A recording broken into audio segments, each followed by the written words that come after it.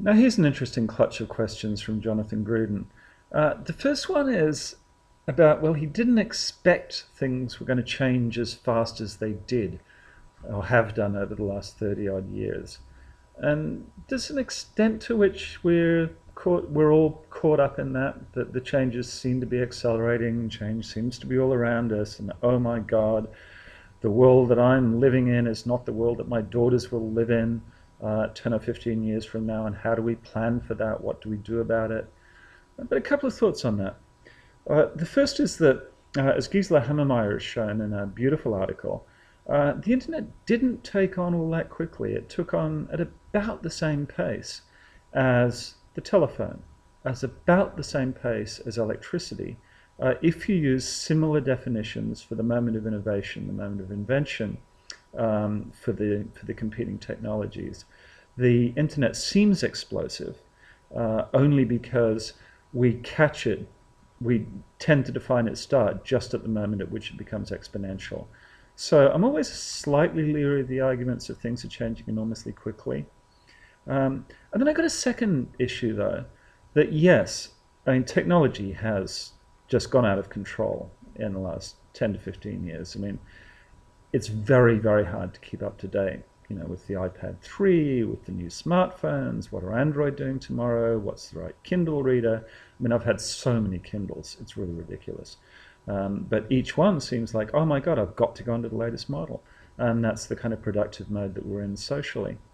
However, Jonathan's also posing the third question, which is, what's university going to be like when my daughters graduate from high school?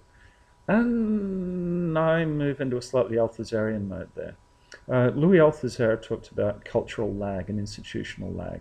Things change more slowly in many fields than you might think. And even if there has been a revolution, and even if that revolution means necessarily that things are going to change root and branch, that we're going to grow up in a completely different world in the future.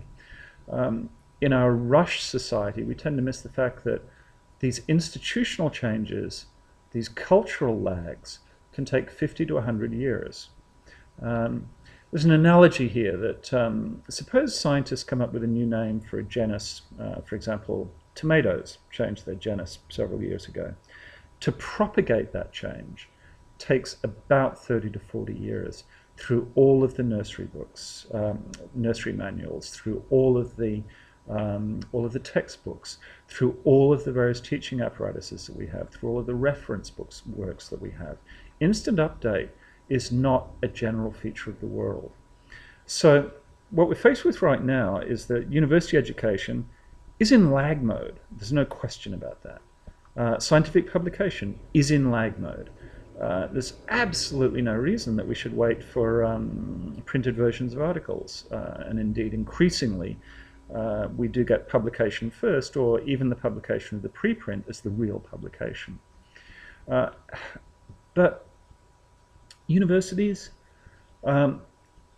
every time that I've spoken with policy folks and university administrators about, well, when are we going to become truly interdisciplinary? We all know we want to be interdisciplinary. And there's always the excuse, well, the academy is too slow. The academy will not change because the reward structures in the academy are geared to particular disciplines, particular areas. So that means that junior faculty will not do interdisciplinary work if they want to get tenure, which means it's only us old farts who get to do the interdisciplinary work, but then we've really lost our edge by now. So yes, at some point in the next 50 to 100 years, we will have a thoroughly different mode of university education. At some point in the next 50 to 100 years, we will have thoroughly different modes of knowledge production. But for right now, we're in that pretty nasty period, which is the lag period, where we know, and many of us talk about it, and many scientists and social scientists and humanities folks know it from the interior of their hearts. This system is broken. This system is not working. But to expect the change, I'm sorry, I don't know how slowly your daughters grow up, Jonathan, but they're going to have to grow up very, very slowly for this system to be different, realistically. by the time they graduate high school.